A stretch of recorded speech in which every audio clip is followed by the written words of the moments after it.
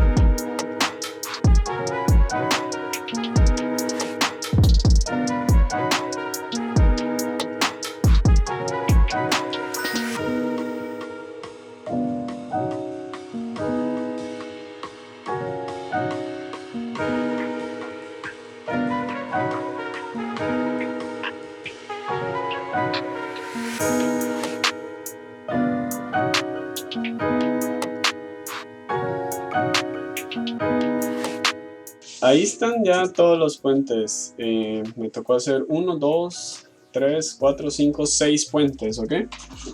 Ahí es donde va el screw damage. Ya lo conecté. Entonces aquí está, ¿verdad? Está el screw damage.